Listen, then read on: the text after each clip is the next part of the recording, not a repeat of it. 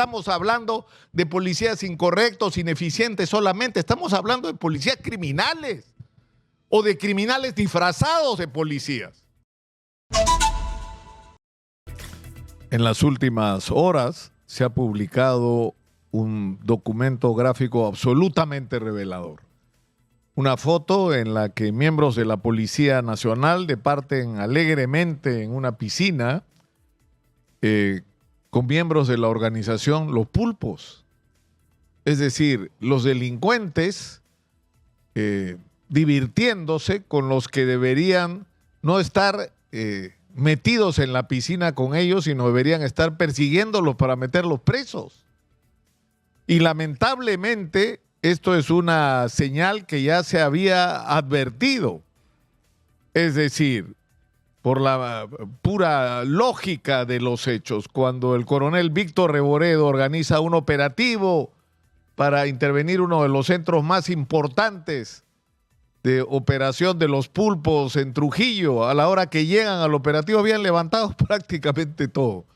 Quedaba el local y una que otra evidencia sin la mayor trascendencia, pero que no era ni de lejos lo que el trabajo de inteligencia había acreditado había ahí. ¿Qué pasó? Que alguien les dijo. Y esto ha funcionado y está funcionando de manera sistemática, y hay que decir las cosas con la crudeza que corresponde. Hay miembros de la Policía Nacional del Perú hoy que no solamente están siendo tolerantes con los delincuentes, que no solamente están dispuestos a recibir dádivas o coimas de los delincuentes para liberarlos en el momento que los tienen al frente, sino que han dado incluso un paso más allá, hasta convertirse en parte de las organizaciones criminales, con lo que tenemos un tremendo problema, que es el de la interrogante en quién podemos confiar dentro de la Policía Nacional. ¿Cómo puedes diseñar de manera inteligente y consistente una estrategia para combatir a las organizaciones criminales, a las bandas criminales y desarticularlas, si dentro de la misma institución policial tiene gente infiltrada, que trabaja para ellos, que provee información para ellos, que provee circunstancialmente armas para ellos, y que al final se beneficia de los negocios ilegales de ellos? Entonces eso nos lleva directamente a una conclusión muy clara, que es una evidencia más, y es importante que esto haya ocurrido en Trujillo, porque fíjense, a raíz del cambio del jefe de la policía, de la región policial de Trujillo, nos hemos enterado de cosas sorprendentes, de las que no teníamos idea. Que no hay un plan de cuadrantes para tomar el control de las calles. ¿Cómo diablos salen los policías a vigilar? Es decir, el señor Acuña compra 100 patrulleros y no saben ni qué hacer con ellos porque no tienen un plan. Porque hasta enero de este año no habían empezado a dividir la ciudad en cuadrantes y establecer un sistema mínimamente ordenado de vigilancia, aprovechando todos los recursos que te da el serenazgo, la información de los vecinos organizados, de los negocios, de las cámaras instaladas por todas partes.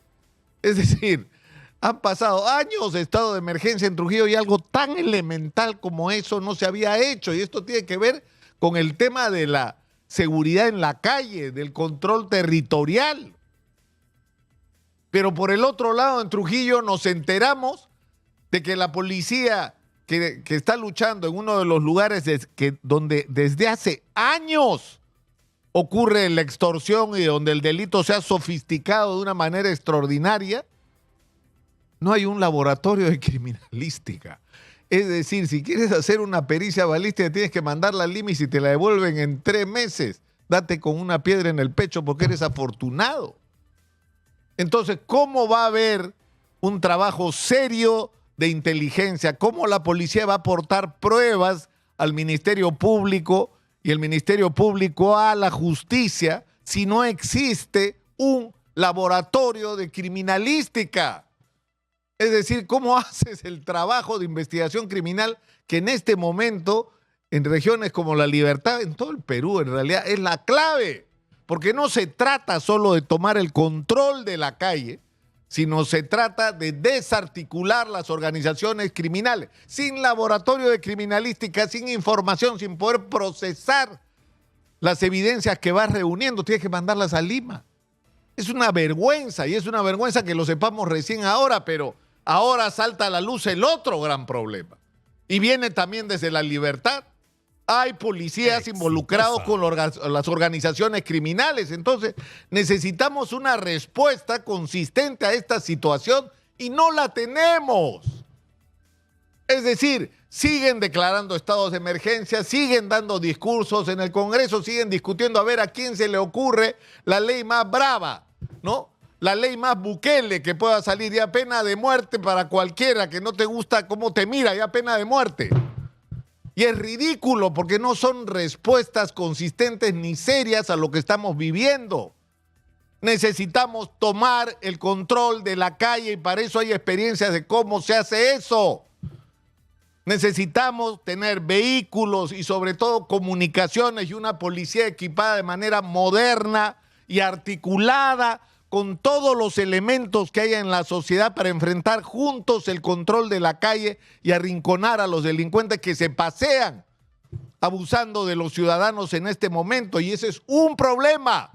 El otro es que necesitamos investigación criminal y eso requiere recursos, eso requiere especialización, eso requiere que se deje de maltratar a los policías que han estado investigando en el Perú el narcotráfico, el terrorismo y que en los últimos años se han ocupado de otra de las lacras nacionales que es la corrupción de los políticos.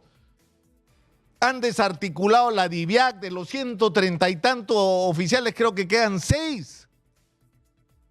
A los otros los han mandado como castigados por hacer su trabajo, castigados por servir a la sociedad cuando hay gente que hoy necesitamos para articular la lucha contra el crimen organizado. Y encima de eso tenemos que enfrentar la depuración de la Policía Nacional. Y eso supone un trabajo de contrainteligencia muy serio que no se está haciendo. Exitosa. O sea, no basta que captures a un policía participando en un asalto o entregando armas a delincuentes o conchavado con delincuentes para echarlo. Lo que necesitas es hacer una investigación dentro de la propia policía sobre lo que está pasando en términos morales. Porque además complicado no va a ser. Porque en la Policía Nacional del Perú, en cada comisaría, en cada dirección, en cada división, donde vayas en la policía, todo el mundo sabe quién es quién. Todo el mundo sabe quiénes son los buenos y quiénes son los malos. Y hay que darle canales a los policías decentes para que provean información y que esta información sea manejada con responsabilidad para limpiar a la policía. Ya no estamos hablando de policías incorrectos, ineficientes solamente, estamos hablando de policías criminales o de criminales disfrazados de policías. Pero ¿cuál es el problema que tenemos cuando esto debería ser nuestra agenda? Cuando esto es lo que deberíamos estar discutiendo, cuando deberíamos estar tratando de optimizar los recursos que tenemos, es decir, deberíamos estar en la... ¿Cuántas veces se ha hablado de esto? Necesitamos retomar lo que fue la Guardia Civil del Perú para tomar el control de las calles. Necesitamos retomar lo que era la Policía de Investigaciones del Perú para retomar de una manera consistente la lucha contra el crimen organizado y la delincuencia articulada. Eso es lo que hay que hacer y eso supone especialización y lo que están haciendo es destruir la especialización. ¿Y qué nos dan a cambio? Lo que ya les dije, estados de emergencia, cualquier cosa que se les ocurra esa noche. ¿Por qué? Porque la cabeza de quienes deberían estar dirigiendo la guerra contra la delincuencia está en cualquier lado, menos en nuestros problemas, y esto no da más. Esto no da más. Exitosa. Y no tienen la menor conciencia de la gravedad de la situación y siguen negando la realidad que nos revienta cada día en la cara. ¿Cuántas veces se ha hablado del tema de la crisis moral dentro de la Policía Nacional, que no es exclusiva de la Policía Nacional, hay que decirlo también, porque el Ministerio Público también tiene problemas de corrupción y el Poder Judicial también tiene problemas de corrupción y el sistema penitenciario igual?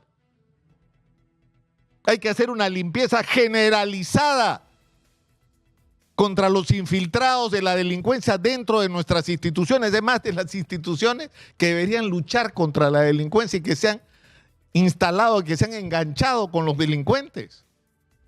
El problema que tenemos es sumamente serio y la gente que está a cargo está absolutamente claro que no está a la altura.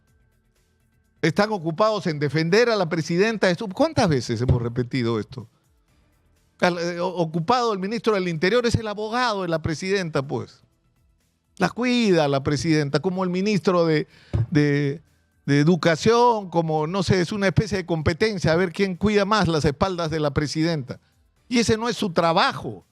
Y la presidenta sigue viviendo en otra dimensión y no en la realidad que vivimos cotidianamente todos los ciudadanos. Y ha demostrado largamente su total incapacidad para conducir esta guerra contra la delincuencia que estamos perdiendo. Estamos perdiendo al nivel de que se muestra una foto así metidos en una piscina los policías con los delincuentes. Se han infiltrado ellos en nuestras organizaciones, no nosotros en las de ellos para destruirlos, que es lo que deberíamos estar haciendo. Ellos están minando la moral y la capacidad de acción de nuestras instituciones, no nosotros la de ellos. Y esto tiene que parar y tiene que haber una respuesta contundente de parte de la sociedad, porque no podemos seguir permitiendo que esto pase. ¿Cuál es el límite, me pregunto yo? ¿Qué tiene que pasar para que se produzca una reacción? Lo que está claro es que la gente que está a cargo no es capaz. Y yo no sé qué es lo que va a pasar, si va a haber adelanto de elecciones o lo que fuera, pero este país necesita un gabinete de transición con gente capaz de hacerse cargo cada uno de la función en la que es especialista. Y necesitamos acabar con este sistema donde te doy un puesto a ti porque votas por mí en el Congreso, te doy un puesto a ti porque te debo, porque me apoyaste no sé cuándo. Y todo atravesado por una corrupción simplemente miserable, porque en este momento se están levantando el país en peso. Y uno de los centros de corrupción más grandes del Perú es el Ministerio de Transportes, como lo ha sido siempre, dirigido por un inepto que no es capaz de responder a nada. El puerto de Chancay está perdido, se cae un puente, no entiende lo que pasa. Se va a inaugurar el aeropuerto Jorge Chávez y está perdido como Adán el día de la madre, porque no tiene idea. Entonces la pregunta es, ¿qué hace ahí? Y las respuestas que yo me doy son las peores, que no está ahí para resolver los problemas que hay en el sector transportes y comunicaciones, sino para otras cosas, porque en este momento se están haciendo contrataciones con presupuesto del Ministerio de Transporte, atravesados por la corrupción. De eso sí sabe el señor ministro, tampoco se ha enterado. De eso sí sabe. En fin, yo creo que todo tiene un límite. Y que sinceramente estamos llegando a este límite y que yo no sé si con esto, creo que sí, expreso el sentimiento ciudadano. O sea, me refiero a que ya basta, ¿no?, de esta confrontación entre la policía o los jefes de la policía, del interior, del gobierno, con la fiscalía, con el Poder Judicial, la guerra interinstitucional. Unos denuncian a otros. O sea, ¿hasta cuándo va a seguir esto? Necesitamos que nos den respuestas juntos a los problemas que nos afectan a todos y que actúen con la responsabilidad que la situación actual demanda, finalmente en un contexto donde tenemos como país enormes oportunidades que no estamos aprovechando. Estamos discutiendo, se cayó un puente en Chancay, por Dios, deberíamos estar discutiendo la zona económica especial, la creación de una autoridad autónoma, la legislación especial, la cantidad de industrias, de empresas que se pueden crear alrededor del más importante puerto de ingreso al mercado Asia-Pacífico en este momento, que es el de Chancay.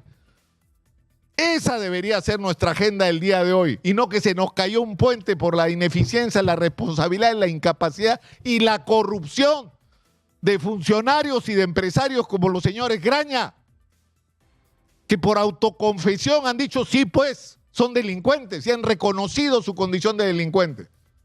Pero en fin, hay que poner un límite a esto, y sinceramente depende de nosotros, de todos los ciudadanos, estemos de donde estemos, pero también de las organizaciones sociales. Esto no se va a arreglar solo. Esto no se va a arreglar solo. Soy Nicolás Lúcar, esto es Hablemos Claro. Estamos en Exitosa, la voz de los que no tienen voz. 95.5 en la FM en Lima, canal 34 de Movistar, 6.1 en la televisión digital terrestre.